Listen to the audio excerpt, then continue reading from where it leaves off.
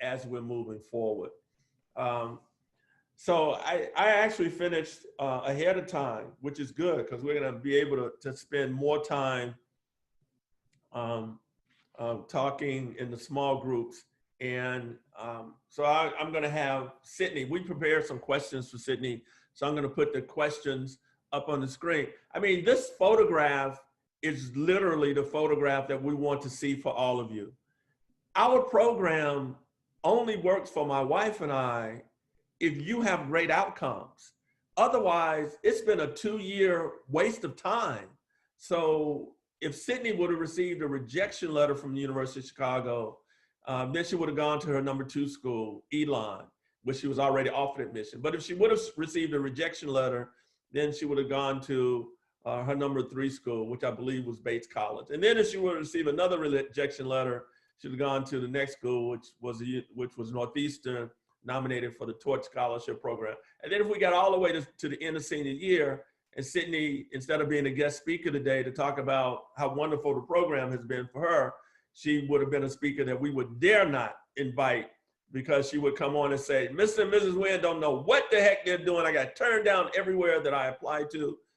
So that's not where we want to be. We want to be in a place where we have this type of photograph of each of you having been offered admission to your top college. So with that, Sydney, we're going to unmute your mic. We can go ahead and show your video as well.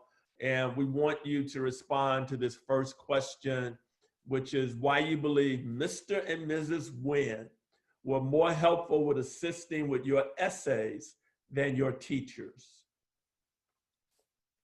Okay. Well, I feel like this is not a difficult question, but I'm trying to put this in a way that is respectful.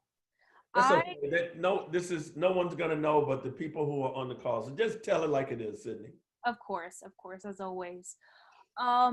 Well, okay, so I loved my teachers. They were awesome. I had really great teachers. However, everyone, when you get to senior year and you start, drafting your essays, or rushing to draft your essays, I should say, which I'll clarify in a second, but when you start writing your essays, every person is going to ask your English teacher or your favorite teacher or the teacher who wrote you letters of recs to read the essays and then edit them for you. Everyone's going to do that. So the issue with that is that on top of, like, for instance, the majority of teachers ask, like, my English teacher. So on top of all of the essays that we submit to our English teacher, because we still have, like, class, then they have to take time out of their day to read these other essays, which a lot of them are happy to do. However, they just can't give you their full attention because they have so many other things to do. Like, being a high school English teacher for seniors is a disaster. So they just cannot give you the time and the effort that it really takes to truly break down your essays.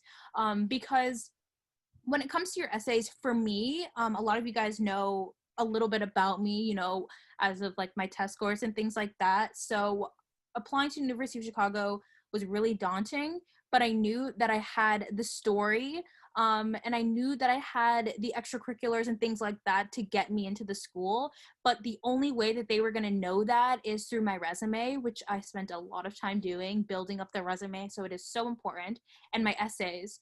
So when it comes to focusing on your essays, they are, in my opinion, for me, the most crucial part of your application, I think, or at least for the University of Chicago, because there were 3 of them that I needed. So they really wanted to know.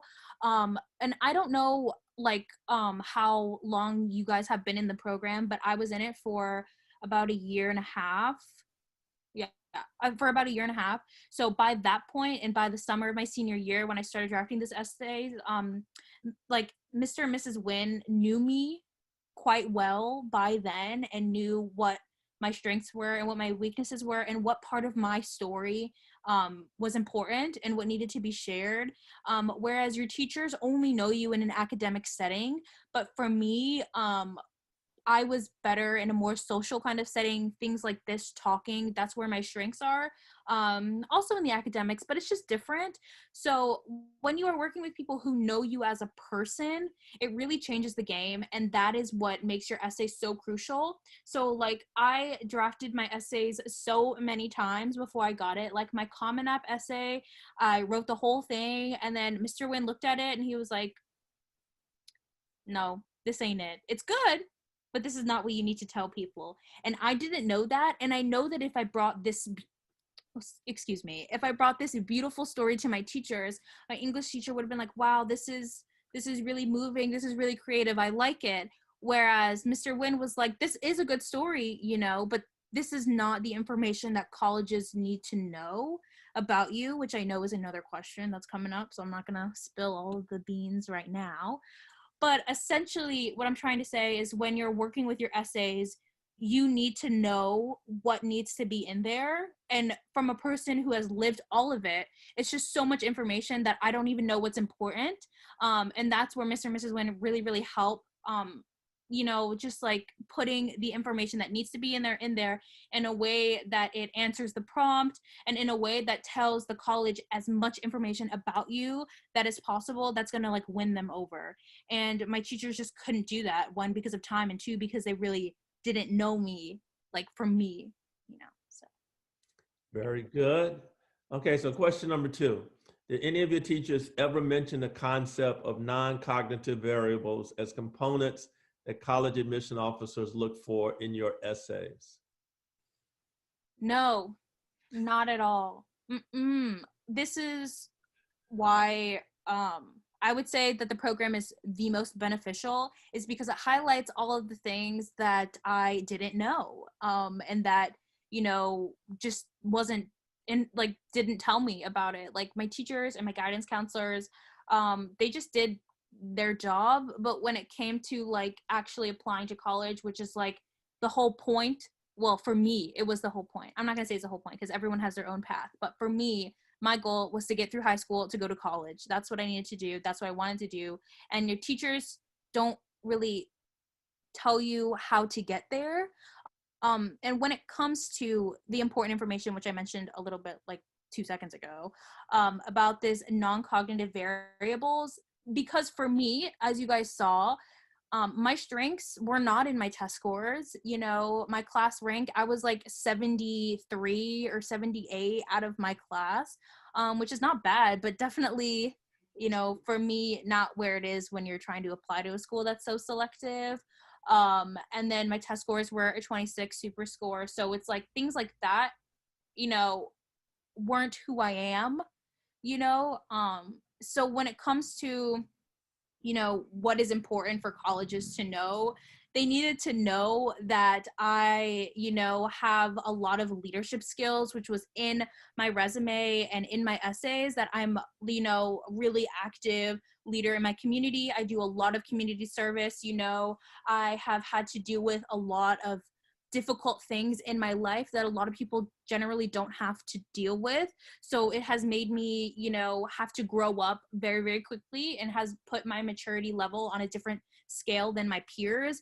And these are some of the things that colleges wouldn't know if you just write a very academic or scholarly essay. You don't have who you are and what makes you you in these essays. So, you know, for me, when I applied to college, I did not bank on my scholastics as much. Like, obviously, you know, they can see from my transcript that I did do the IB program and the coursework was a lot and it was really heavy. But I also am more than just my grades, and I'm more than just my piece of paper. And these are the things that I think a lot of people forget.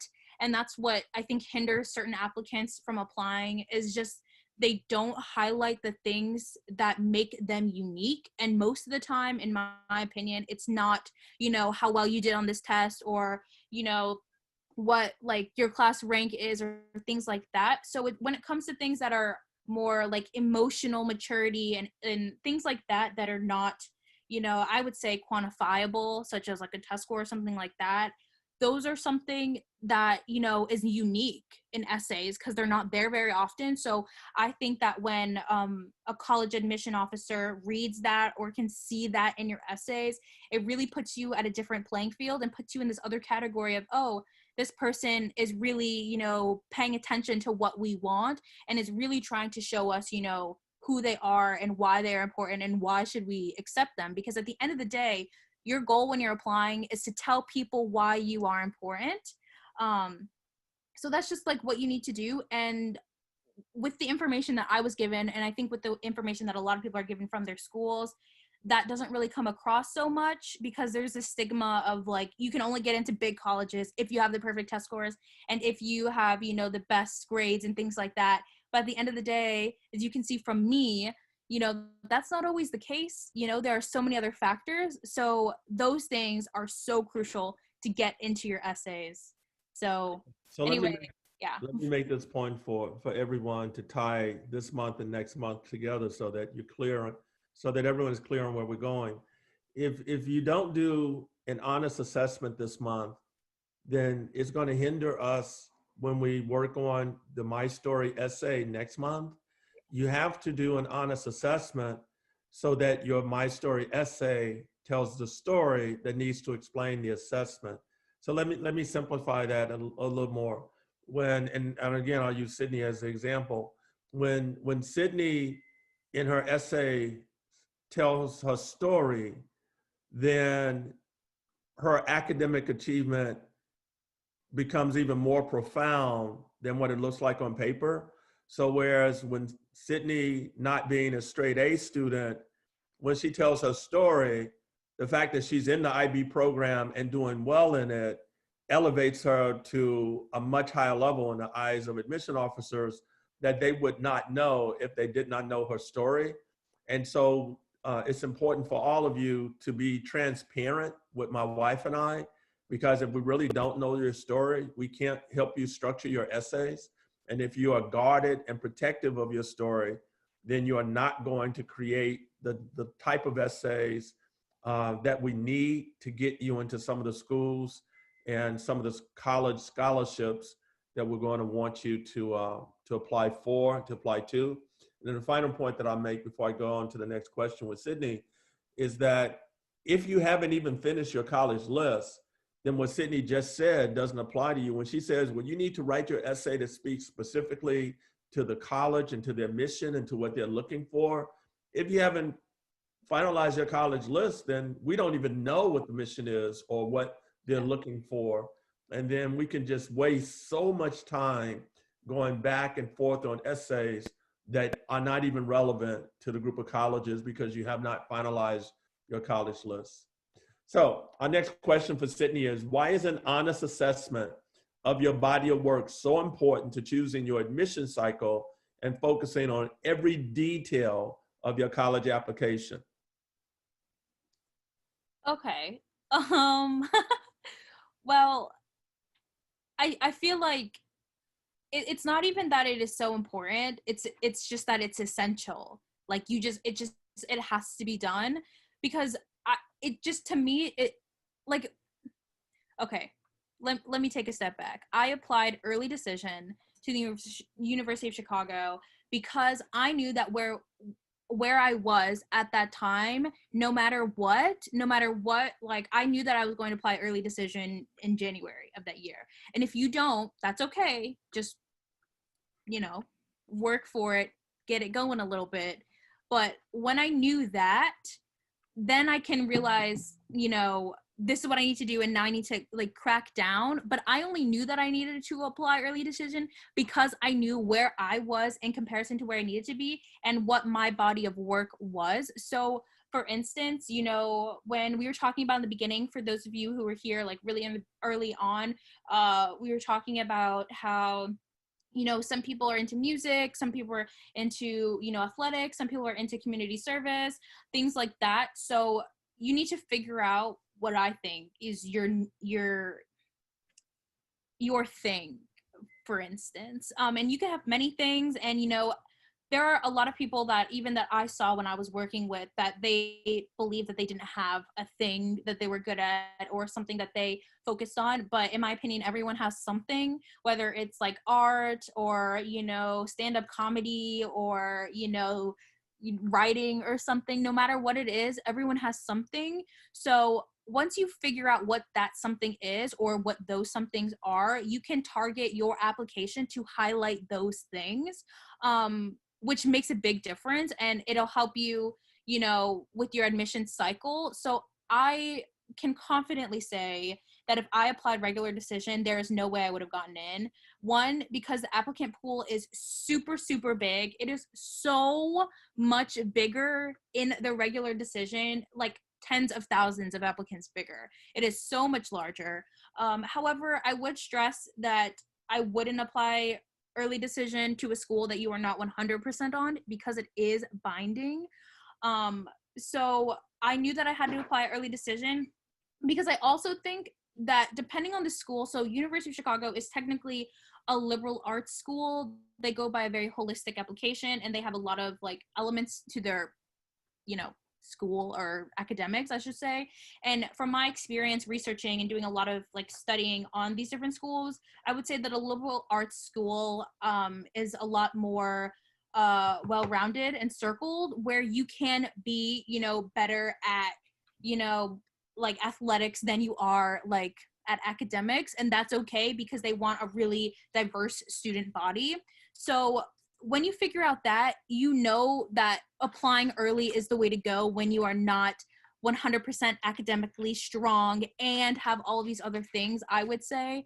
I hope this is like coming off at the right way and not trying to sound too aggressive, but if you have an area of your application that is a little bit weaker than something else, definitely apply early, I would say. So I applied early to every single thing that I could. Obviously not early decision because that's only one school because it is binding, but I applied early decision to U Chicago, and then I applied early action to all of the other schools that I could or that were on my list, because one, it shows that like, hey, I understand that, you know, there's, you know, I'm unique, I should say, but I really want to go to your school. So can you look at the other things other than, you know, what I look like on paper and, you know, spend more time on my essays and things like that.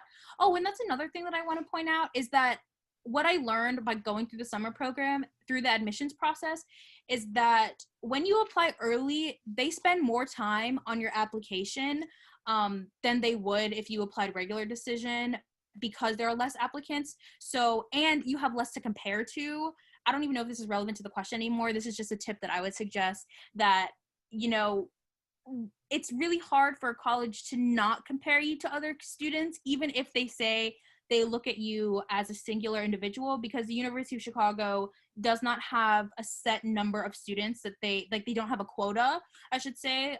So they can accept as many as they want, even though it's always around 2,100 for their incoming class. They can accept as many as they want. So even though they say they don't compare students, they definitely do, because they have to, because they can't just accept everyone.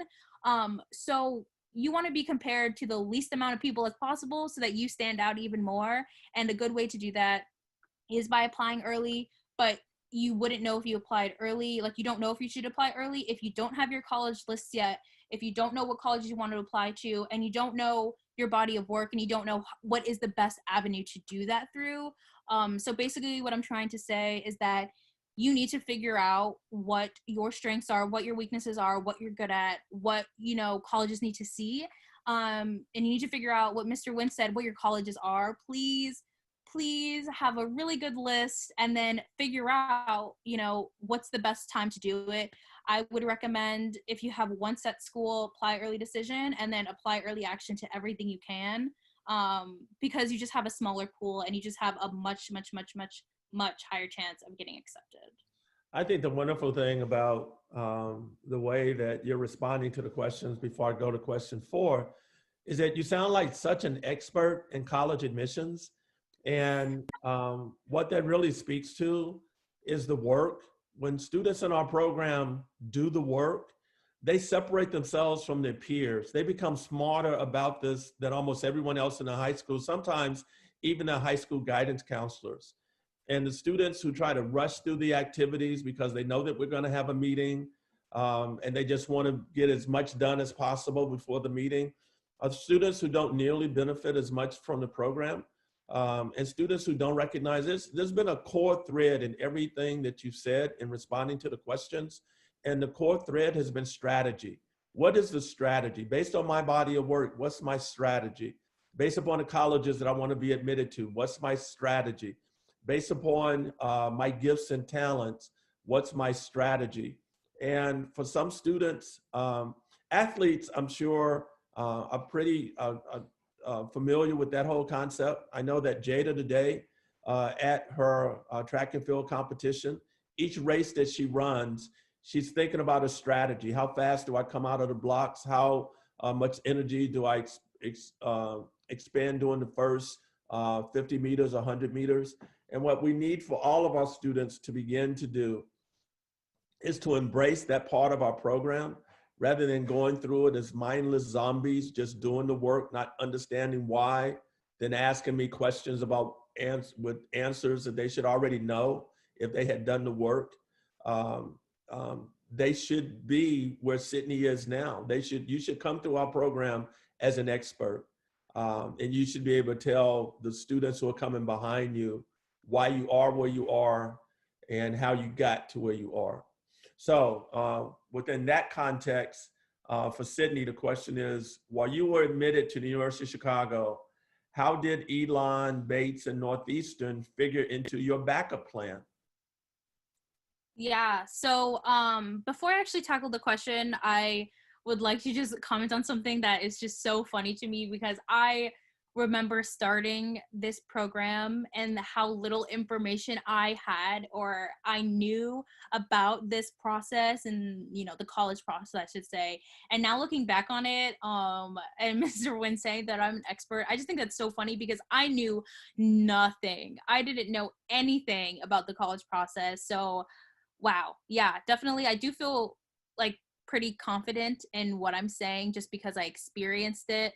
And I went and I took classes on the college process, you know, during my summer program. So I do feel relatively confident to talk about it. I just think it's so funny because I knew nothing when I started. So yeah, that's definitely a plus. Anyway, getting back to the question. So yes, strategy is the most important thing. It is how I, you know, am here, you know, and how I wasn't really, I don't want to say that I wasn't worried, but the college process is like a gamble, I would like to say. Now, everyone relax. There's definitely a strategy, and it's not like all luck, okay? But to an extent, there is a lot of just doing as much as you can do and just hoping and praying for the best. And obviously, that's all you can do. Because just because you're qualified, just because you mark every box, doesn't mean, you know, you're guaranteed a spot, because that's just not how it works. So even though I had a really good, I wouldn't even say a good chance of getting into University of Chicago, because the numbers are the numbers and they didn't really look like they were in my favor. However, I checked all the boxes that I could check, if that makes sense. So I did all of my studying and things like that beforehand. So I knew the process. I knew where I fit into their statistics, I would say. I knew that I would be in a different group than a lot of applicants because I was first generation, because I come from a low income like family, because I have like all these other things. It was different, but it was definitely a gamble, I would say. Still, it was, you know, anything is possible, but I knew that I did everything that I could. However, because you know, honestly, I was gonna say because I didn't match from it, but even if you still match, you should still have backup plans, because I have some friends that 100%, like I have this one friend that qualified and she wanted to go to Columbia and she had everything. She had the test score, she had everything that Columbia wanted, and she still didn't get in. Granted, she's still going to UCLA, which is awesome, but you never really know. Even if you think that you're qualified, you never know what's gonna happen.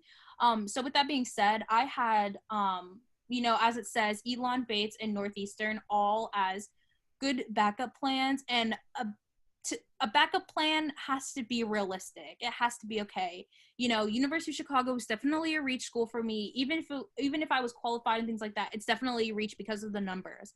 Whereas Elon, Bates, and even Northeastern is really, really hard. But I qualified for a specific scholarship, which I'll talk about. But that's what it was. So I would say for a backup plan, it has to be more attainable schools. Otherwise, it's not really an accurate backup plan. Like Harvard cannot be a backup plan. I'm sorry. Yale cannot be a backup plan. That's not the objective. So for me, these schools, I fit into a better bracket or a more accurate bracket. Whereas like Elon, the average test scores, I'm not really sure, but I think they're within like the mid 20s or mid to high 20 range for their average test scores, maybe the low 30s, I don't know, but I know that it was definitely more attainable for me. So with that being said, they also have like the Odyssey Scholars, which U Chicago also has, but it's different, but same name, confusing. Anyway, they also have like the Odyssey Scholars program, which is low income, and I also believe they have first generation. So I would be able to apply for those.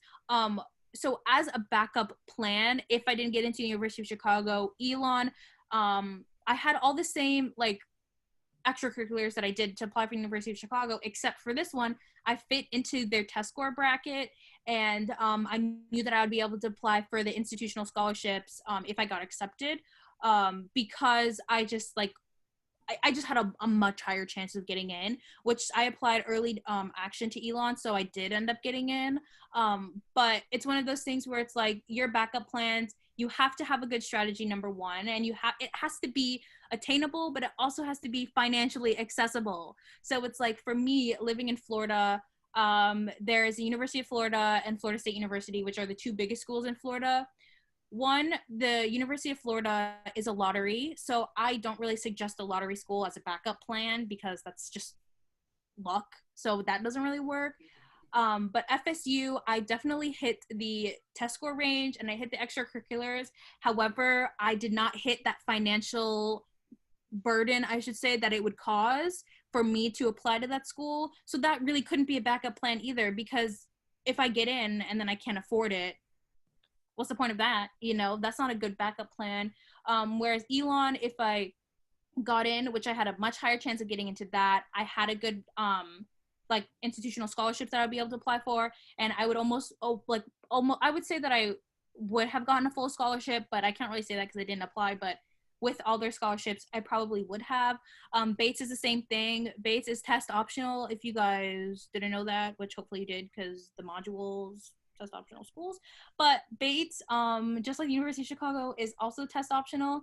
So that's one of those things where it's like I wouldn't have to worry about that. Therefore, if I didn't submit my test scores, it puts me into a higher bracket as well because the test scores were the lower part of my application. They have really great scholarships because it's a liberal arts school, and I'm sure you guys should know by now that liberal arts schools generally have better scholarships. I should say generally, but they do. They just give more out. They're more financially generous from my research. So there, I didn't have to worry about my test scores. I kind of fit within the test score bracket if I did apply, but whatever. I had the extracurriculars and I had everything else, and they would provide me a lot of institutional scholarships, need-based and merit-based, so I wouldn't have to worry about that. So that's why Bates is a good backup plan. And then Northeastern I also had as well. They have the Torch Scholars, which I was a good candidate for. So I would have that. So if I did apply, which was a little bit harder because their test scores were, that's the whole thing. It's like you have to figure out, the give and the take within every school and what you can, work with. So like the University of Chicago and Northeastern were both kind of like, the academics are very, very high. So even though I have everything else, or relatively, the academics put me on the border as, or on the bubble, as Mr. Wynn likes to put it, where it's like anything can happen. Let me jump in and explain Northeastern for everyone. And you're right, Northeastern, the average test scores are almost exactly the same as the University of Chicago, up in the mid to high 30s. But Northeastern had a Torch Scholars program that allows students who are first gen, like you, to be nominated for, which we were planning to. Yeah. And then they would invite 50 students from those who were nominated to fly to Boston to interview. And the point that we made about you, and this goes back to each student's body of work, and I think the students have recognized it as how you have responded to the questions, is that we felt that you would be one of the best students to be interviewed at the Northeastern interview weekend, and that you would come away with that scholarship easily. Which, again, goes to each student's strategy, because we have some students in the cohort who we would say, no, you don't need to apply to Northeastern, because if you went up to interview, no matter how much we try to prepare you, you would just be a disaster. Whereas there are other students who have personalities that would just be ideal to be interviewed. And I think that as every student reflects on their body of work, there are some students that we have worked with that we say, look, we're going to apply to schools and for scholarships that do not require interviews. And then there are other students who we say, we're going to apply to schools and scholarships that require interviews, because we know that you're just going to kill the interview. So that's where you would have been with Northeastern. But I guess the issue of the backup plans is really something, because when you have a perfect plan, you just go 1 to 2 to 3 to 4. But in your situation, since 1 worked, you didn't need to go to 2 to 3 to 4. Oh, yeah. Yeah. But I didn't know that, so I had to prepare for everything. But yeah, so hopefully I'm not interrupting, but I definitely want to add on to that a little bit, of how important having a really good college list is, because, I had, I think, 13 to 15 schools on my list, but since I applied to almost all of them early, and since I applied to University of Chicago early decision, I applied to about 8 schools, like, early, so November, and November, I don't know. They were just very, very early. By the time regular decision came around in January, I already knew. I applied to University of Chicago November 1st, and I found out on December 18th. So by then, I already knew that I got in, and that, well, I kind of had to go, but it's not like it was a hard decision if I got in. But it's one of those things where it's like, if you have a really good college list, the backup plans are there. But, if you have the strategy, if you have a good college list, I don't want to say that you wouldn't need them, but for me, I didn't need them. But it's because, even by the time I found out from the University of Chicago, which was my last school that I got into, I had already gotten into all of my other schools that I applied to. A lot of them were state schools. They weren't like, but I'm not saying that state schools are bad. I'm just saying that they were just easy applications through the Common App. So it was fast, but I already had so many other schools that I didn't even need to worry about applying to more schools in January and even into February, because I had already, I had Elon and I had University of Chicago, which were the 2 best options for me. And they were my top 2 choices, just based off of everything as a whole. So even by then, I already had the schools that I wanted to apply to. So even the backup plans that I had, I didn't really need to use them because of my college list. And it was just the best one for me and the most beneficial. So, yeah. Thank you very much, Sydney. I think that you've answered, at least you've provided the context for us to move into our rooms. Because what we want to do is, as each student reflects on the June activities in terms of their self-assessment, we want you now to have these conversations about your resume, your email signature, and your branding. And we need you to participate and to ask questions.